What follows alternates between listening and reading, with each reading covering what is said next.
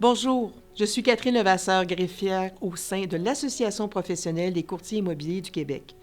Je suis responsable des services de conciliation et d'arbitrage de votre association.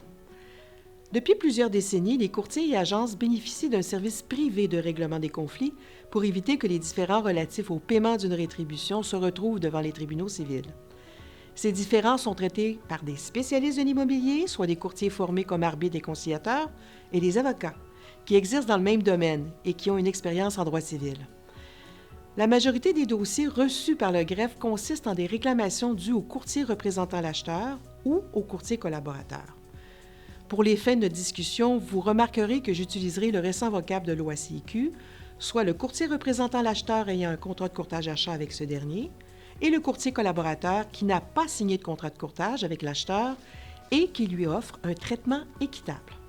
Donc, vous vous demandez peut-être ce que le courtier avec ou sans contrat de courtage achat doit démontrer pour avoir droit à sa rétribution, soit celle prévue au contrat de courtage vente du vendeur. Il doit prouver qu'il est la cause efficiente de la vente. Alors, qu'est-ce que la cause efficiente de la vente? Auparavant, les litiges de rétribution étaient traités selon une règle simple. Le courtier qui réussissait à faire signer une promesse d'achat à l'acheteur gagnait la palme. Vous pouvez vous imaginer les situations rocambolesques que cette règle pouvait entraîner. La démocratisation de l'information et les avancées technologiques ont poussé les courtiers immobiliers à faire plus que mettre acheteurs et vendeurs en relation, mais à être proactifs, précurseurs. Les courtiers ont dû démontrer leur valeur ajoutée, leur plus-value. Donc, pour être considéré la cause efficiente de la vente, le courtier doit, par sa présentation, susciter chez l'acheteur un intérêt significatif à acquérir l'immeuble et en assurer le suivi afin de soutenir de façon ininterrompue cet intérêt et d'encourager la rédaction d'une promesse d'achat. 3 mots sont importants: présentation, intérêt significatif et suivi.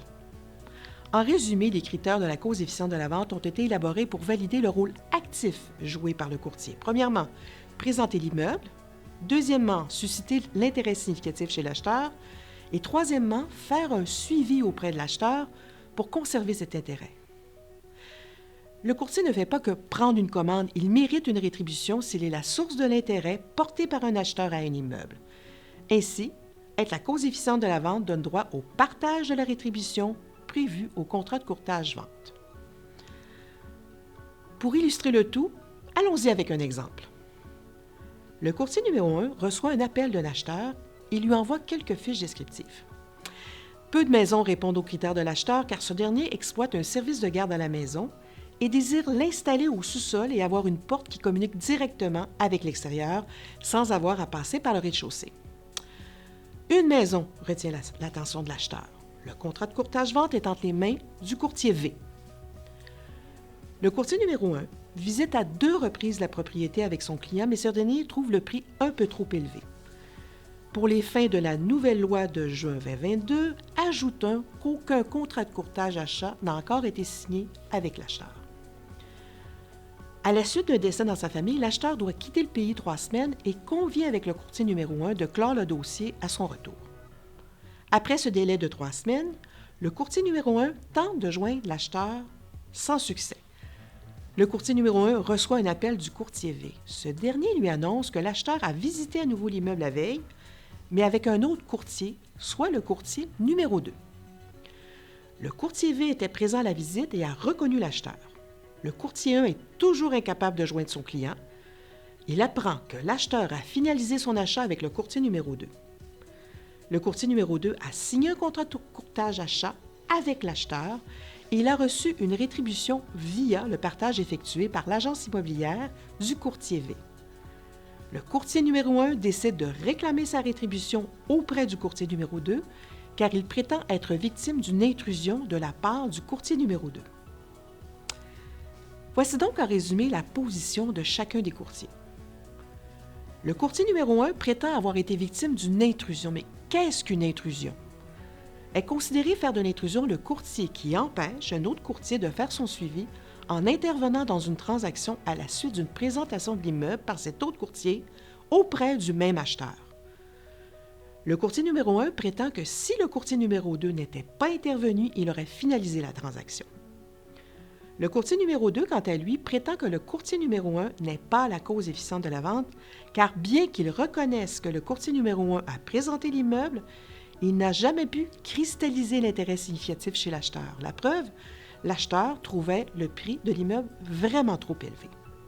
De plus, le courtier 2 ajoute qu'il a protégé son droit à la rétribution grâce à la signature d'un contrat de courtage-achat avec l'acheteur, car il se doutait que le courtier numéro 1 lui réclamerait une rétribution car son client, l'acheteur, lui avait dit avoir visité cet immeuble 2 fois avec le courtier numéro 1.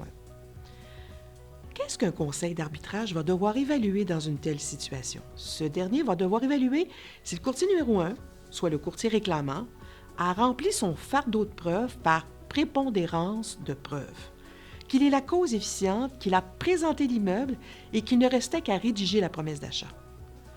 Quand il a tenté de faire son suivi, il en a été empêché par l'intrusion du courtier numéro 2.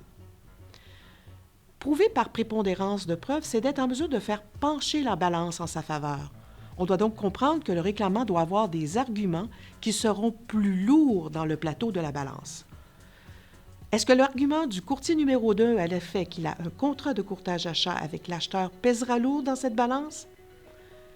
Comme le contrat de courtage-achat est un lien contractuel entre un courtier et son client acheteur, celui-ci n'a généralement pas d'effet sur les critères de la cause efficiente de la vente. Fort probablement que cet argument n'aura pas beaucoup de poids devant un conseil d'arbitrage. Lors de la conciliation, aucune entente n'intervient entre les courtiers. Le courtier numéro 1 décide donc avec son dirigeant d'agence de continuer son dossier en arbitrage pour réclamer sa rétribution, soit la portion collaboration. Ces faits que je vous raconte sont inspirés d'un cas réellement traité devant un conseil d'arbitrage. Certains faits ont été un peu modifiés. Cependant, il est fort probable que la même décision serait rendue par un conseil d'arbitrage. Lors de l'audition, le courtier numéro 1 et son dirigeant d'agence a eu la bonne idée d'assigner le courtier qui représentait le vendeur. Ce dernier était présent lorsque le courtier numéro 2 est venu visiter l'immeuble avec l'acheteur. Celui-ci a relaté que lors de cette troisième visite de l'acheteur avec le courtier numéro 2, le client a mentionné qu'il avait visité à 2 reprises la maison avec un autre courtier. Le courtier numéro 2 n'aurait pas posé de questions et n'aurait pas bronché. Le conseil d'arbitrage porte beaucoup d'attention au témoignage de l'acheteur pour évaluer à quel moment ce dernier a eu l'intérêt significatif d'acheter l'immeuble et quel courtier immobilier a été la source de cet intérêt. Dans le cas qui nous occupe, le conseil constate que le courtier numéro 1 est la cause efficiente. Il a effectué 2 visites et que les besoins de l'acheteur ont été bien cernés. Le témoignage de l'acheteur démontre qu'il avait un intérêt significatif à faire l'acquisition de l'immeuble après les 2 visites. En effet, le conseil conclut qu'il y a eu intrusion de la part du courtier numéro 2 car au moment de son intervention auprès de l'acheteur, ce dernier avait déjà acquis un intérêt significatif pour l'immeuble. Le courtier numéro 1 a tenté de faire son suivi auprès de l'acheteur, mais ces tentatives ont été infructueuses à cause de l'intrusion du courtier numéro 2. Le conseil souligne d'ailleurs que ce différend aurait sans doute pu être évité si les courtiers s'étaient parlé lorsqu'ils ont réalisé travailler en même temps pour un même client. Effectivement, si le courtier numéro 2 avait agi avec transparence avec le courtier numéro 1, il est fort probable que ce que l'on fit aurait pu être évité.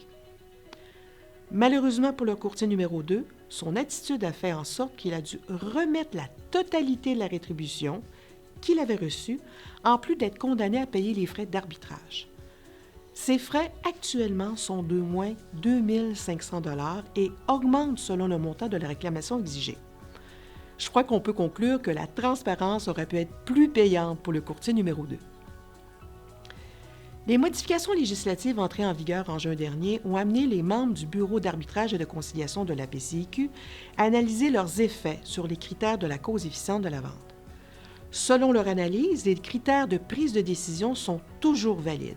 D'ailleurs, l'OASIC a confirmé que les modifications à la loi sur le courtage immobilier ne changent rien à l'interprétation du principe de la cause efficiente de la vente. Selon les constatations du Bureau d'arbitrage et de conciliation, le courtier collaborateur, soit celui sans contrat de courtage-achat, qui offrira un traitement équitable à l'acheteur, sera en mesure de soulever l'intérêt significatif chez ce dernier. Comme dit un peu plus tôt, les types de réclamations, bien qu'elles portent souvent sur les critères de la cause efficiente de la vente, peuvent aussi concerner des réclamations de rétribution d'inscription, de référence, d'entente de remplacement non respectée ou d'entente d'équipe à la suite de la scission de cette dernière. Il sera intéressant de voir comment la pratique des courtiers et des agents se développera au cours des prochains mois, des prochaines années. Les membres du bureau suivent ce dossier avec beaucoup d'attention et poursuivront leur analyse de tout développement pouvant impacter la pratique du courtage immobilier ainsi que du droit à la rétribution des courtiers et agences. Alors, j'espère que les notions présentées aujourd'hui vous serviront dans votre pratique quotidienne. Pour toute question concernant la conciliation et l'arbitrage, n'hésitez pas à m'écrire à l'adresse qui apparaît à l'écran, catherine.levasseur@apciq.ca. Je vous remercie beaucoup de votre attention.